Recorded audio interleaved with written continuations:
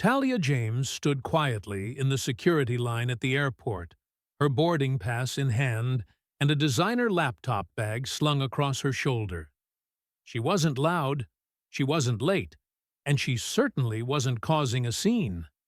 But that didn't stop Officer Randall from singling her out. "You look suspicious," he barked, grabbing her wrist roughly. The entire terminal went silent as Talia tried to remain calm, but when he pushed her too far, shaming her publicly, she calmly pulled out her phone and made a single call. 5 minutes. Later, the entire airport's mood changed, and the officer's face turned pale. Talia was a 26-year-old tech entrepreneur, fresh off a business trip. Visionary, self-made, and composed, she didn't flaunt wealth. Her success came from grit, and she wasn't one to boast, mainly because she wanted people to respect her for who she was, not her father. Her father, Preston James, wasn't just successful. He was the founder and owner of Skylink Airlines, the very airline Talia was boarding that day. Wait a second. Tell us where you're watching from in the comments. And don't forget to subscribe for more powerful stories like this.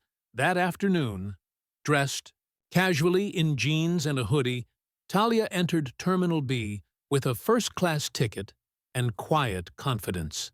She had no entourage, no apparent symbols of power, just herself. But that wasn't enough for Officer Randall. As she approached the TSA checkpoint, Randall's eyes narrowed.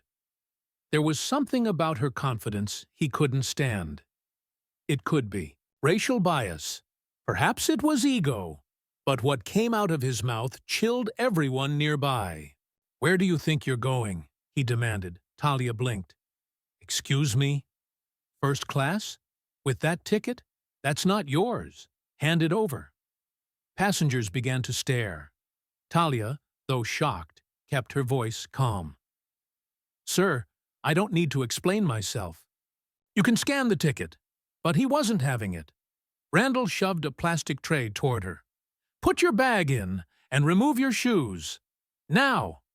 Talia cooperated, but when she lifted her laptop bag onto the conveyor, he knocked it over deliberately, causing her tablet and paperwork to spill across the floor.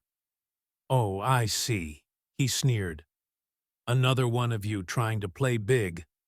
That was the final straw. Talia calmly picked up her phone and stepped aside. "Dad," she said softly, "it happened again.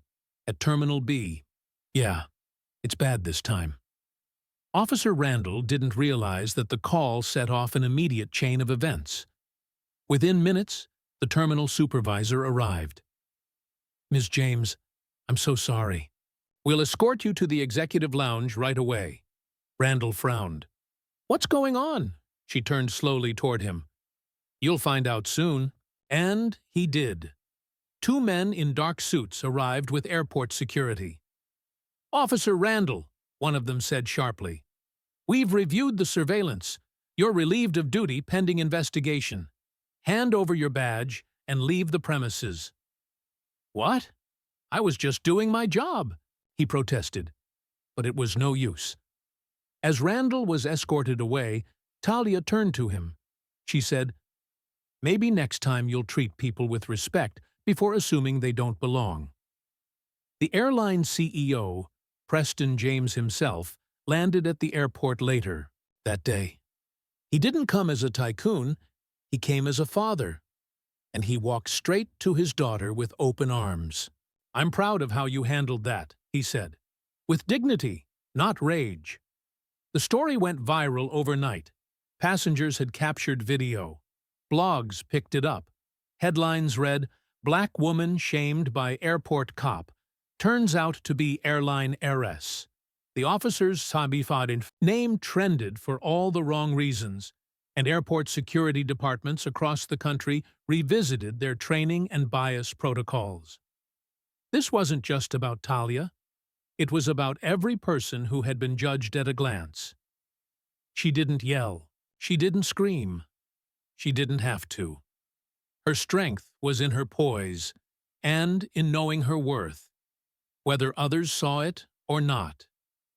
In a world quick to judge by skin, clothing, or silence, this story reminds us, power doesn't always shout. Sometimes it simply dials a number, and justice answers. If you enjoyed this story and thought it provoking, don't forget to like, share, and subscribe for more powerful narratives. Let us know your thoughts in the comments. Take care.